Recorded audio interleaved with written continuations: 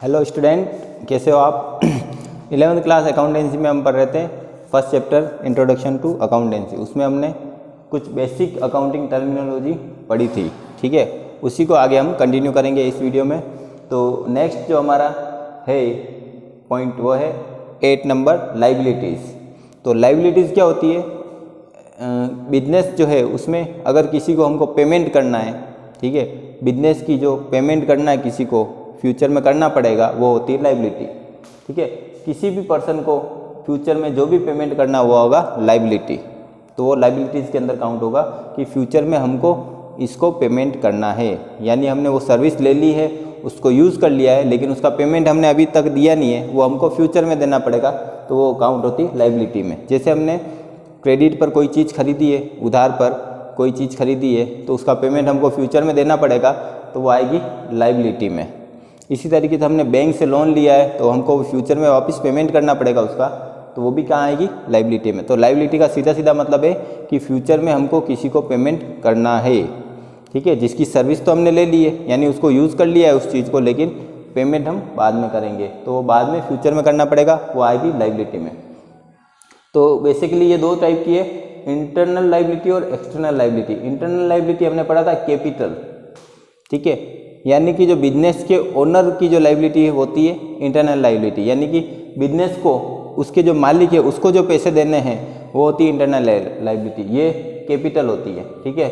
यानी कि उसके जो इंटरनल पार्टी है, ओनर जो है, जैसे पार्टनरशिप फर्म है तो पार्टनर्स को जो पैसे देने पड़ेंगे वो होती है इंटरनल लाइबिलिटी में। यानी कि जो ओनर को जो पैसे चुकाने हैं फ्यूचर में चुकाने पड़ेंगे वो होते हैं इंटरनल लाइबिलिटी में। ये कैपिटल हो सकती है, और अगर पार्टनरशिप फर्म होगी तो पार्टनर्स क्या करते हैं? लोन भी देते हैं बिजनेस को, ठीक है, बिजनेस के लिए फर्म को लोन देते हैं पार्टनरशिप में, तो वो भी इंटरनल लाइबिलिटी में ही आता है कि उन्होंने अपने फर्म को लोन दिया है, वो फ्यूचर में वापस इनको देना है। फिर एक्सटर्नल लाइबिलिटी का मतलब है आउटसाइड पार्टी जो है, थर्ड पार्टी, उसको कितना पेमेंट करना, वो होती है एक्सटर्नल लाइबिलिटी। तो एक्सटर्नल लाइबिलिटी भी दो टाइप की है, लॉन्ग टर्म और शॉर्ट टर्म। जैसे कि एसेट थी फिक्स्ड एसेट और करंट एसेट, वैसे उसी तरीके से लाइबिलिटी है लॉन्ग टर्म और शॉर्ट टर्म। तो लॉन्ग टर्म का मतलब है कि जिसका पेमेंट हमको 1 साल से ज़्यादा टाइम में करना है, ठीक है। लॉन्ग टर्म का सीधा सीधा मतलब है कि ऐसी लाइबिलिटी जिसका पेमेंट हमको फ्यूचर में करना है, लेकिन वो 1 साल से ज़्यादा टाइम में करना है। जैसे हमने बैंक से टर्म लोन लिया, जैसे 5 ईयर के लिए या 10 ईयर के लिए लिया है, तो हमको उस लोन का पेमेंट 5 साल या 10 साल में करना पड़ेगा, तो वो होगा लॉन्ग टर्म लाइबिलिटी में। और शॉर्ट टर्म लाइबिलिटी जिसका पेमेंट हमको 1 ईयर के अंदर अंदर करना है, विदिन 1 ईयर हमको पेमेंट करना पड़ेगा, वो होगी शॉर्ट टर्म लाइबिलिटी। जैसे कि क्रेडिट पर हमने कुछ परचेज किया है तो उसको पेमेंट हमको जल्दी से जल्दी करना पड़ेगा, तो वो शॉर्ट टर्म लाइबिलिटी में आएगा, जिसको हम बोलते हैं क्रेडिटर्स। क्रेडिटर्स जो होते हैं वो शॉर्ट टर्म लाइबिलिटी में आते हैं, क्योंकि हमने उनसे उधार पर खरीदा है तो उसका पेमेंट हमको वापस करना पड़ेगा, कुछ महीनों के बाद करना पड़ेगा, लेकिन करना पड़ेगा, ठीक है। तो वो होते हैं शॉर्ट टर्म लाइबिलिटी। तो शॉर्ट टर्म में विदिन 1 ईयर हमको पेमेंट करना पड़ता है, और लॉन्ग टर्म में मोर देन 1 ईयर में हम पेमेंट करते हैं। तो ये होती है लाइबिलिटी, ठीक है। अब नेक्स्ट पॉइंट है हमारा रिसीवेबल। अभी हमने एसेट और लाइबिलिटी में 2 चीज़ें पढ़ी थी, उसी के बारे में है यहाँ पर। तो रिसीवेबल हमारी एसेट में काउंट होता है, ये एक तरीके से हमारी एसेट्स में आता है, ठीक है, क्योंकि ये पेमेंट हमारे पास आने वाला होता है, लेकिन ये फ्यूचर में आएगा, अभी आया नहीं है, लेकिन ये आने वाला है और हमारा ही है, इसलिए क्या होगा? एसेट होगी, ठीक है, क्योंकि इसके ओनर हम हैं, वो किसी और के पास है, लेकिन फ्यूचर में हमारे पास आएगा। तो इसमें 2 चीज़ें आती है, डेटर्स और बिल्स रिसीवेबल। डेटर्स का मतलब क्या होता है? ऐसे कस्टमर जिनको हमने क्रेडिट पर सेल किया है वो हमको फ्यूचर में पेमेंट करेंगे। तो कस्टमर जिनको हमने क्रेडिट पर सेल किया है वो हमको पेमेंट करेंगे बाद में, तो वो होते हैं डेटर्स। कभी कभी क्या होता है, डेटर्स जो होते हैं वो हमको पेमेंट नहीं करते हैं, और हमको एक बिल्स रिसीवेबल, ये एक लीगली डॉक्यूमेंट है जिसमें वो एक पेपर पर लिख के देते हैं कि पेमेंट इतने टाइम बाद कर देंगे, ठीक है, तो उसको बिल्स रिसीवेबल बोलते हैं। इसके बारे में हम डिटेल से अलग से एक चैप्टर है पूरा, उसमें पढ़ेंगे। तो बिल्स रिसीवेबल भी लिख देते हैं कि मैं आपको जो 10,000 रुपये बाकी है वो मैं 3 महीने बाद पेमेंट कर दूंगा, ठीक है।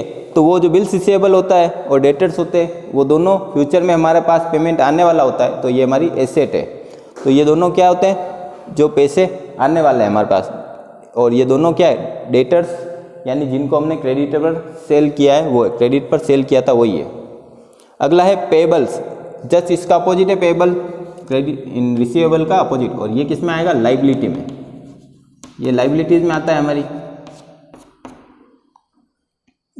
लाइबिलिटीज में आता है।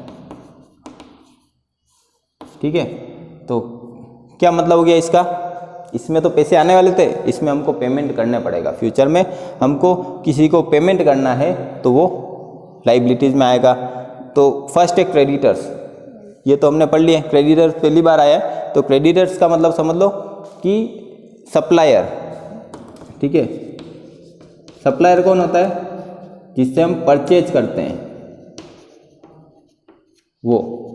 ठीक है, जैसे हमने फर्स्ट पॉइंट में पढ़ा था परचेज, तो वो परचेज हम जिससे करते हैं उसको सप्लायर कहते हैं। तो जब कभी हम क्रेडिट पर परचेज करेंगे, उधार परचेज करेंगे क्रेडिट पर, तो उसका पैसा हमको फ्यूचर में वापस देना पड़ेगा, तो उन सप्लायर को क्या बोलते हैं, क्रेडिटर्स, जिनसे हमने क्रेडिट पर लिया है और उनका पैसा हमारा बाकी है, उनको हमको फ्यूचर में पेमेंट करना पड़ेगा, वो होते हैं क्रेडिटर्स।